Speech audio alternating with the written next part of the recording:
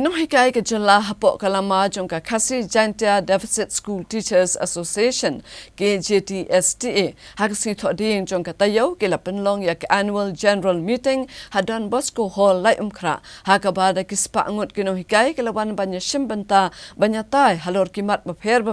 ke bakta ya Nonghikai school.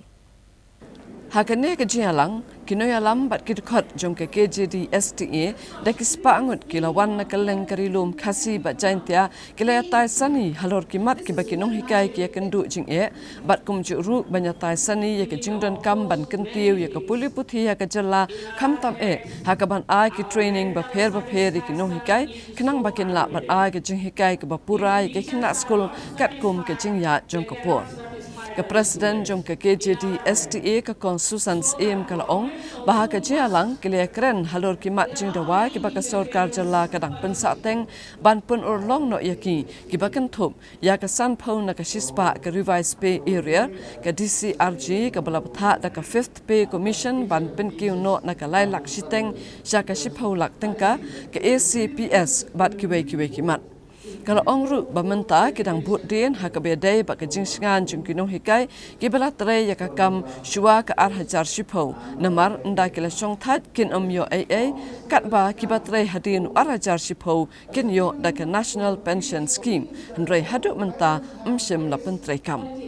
Kalau ong baka KJDSTA rengkat bat ke GSC kelaya keran da ke jing sungtu jingmut bakin penlong ya ke Iaki hendreikin beteng bandawa ya ke hok jongki da ka basya keren bak ke sorkar jala hakaba kato ke ni kimat jingdawa kila urlong bat kidang don pat kibadang sateng hadu menta. Kibadang sa kibala don on paper kidai kanika revise pay area pay sa 50% but la ular ro da kasukar bangi Nonghikai kibala Shong that but Nonghikai kibala khlat no kinyo 100% rei mangi kinyo 50 another 25 but kan sabut din another 25 kanila ada implement nadu khat nyau rei hadu mentaki ong 25% every year rei mental ayat saus ngam lu gidang ya dang yo adang 50% tingi ko aban dubut din ya kata but kawai kadika recommendation jongka ngalaong menya ke pay commission ke ba DCRG jing kadai nadu si lai lak siteng kala penkiu sya ka si paulak kum kinong tray sarkar ti ngidang ya bud dia nya kani bat ngasmutu baka file jungi la ada clear na pa finance ling ba ka jingarap ling ki finance officer sang tu bingin aling ya kedu ngai no iki ngamnum da bujar keteng hang ni kitep himaki de mano bat menta ka sakut bat ka education ka ba new head of education hang tu shimti kat kum ka jingi sutu janga de Mr Tiwari indang sutu swai kini integrities jong kini different categories of teachers but indang simpor ban sutu ya kan ka jing dawa jungi but patra in have study ya ka file but ka Shong stang ka Department of Education but endorse na finance la clear kita artli nang tangi dang ya ki ro yakini ki social security jong kinong hikai gi basa employ shwa ka arhajar shipau bangi mio ai ngin dala Shong that tingin move yak ingin ko aban move yak sarkar ya kan ka social security bang ben yo namat kinong hikai gi badan hadin arhajar shipau ki ong kin ai ka national pension scheme Meghalaya national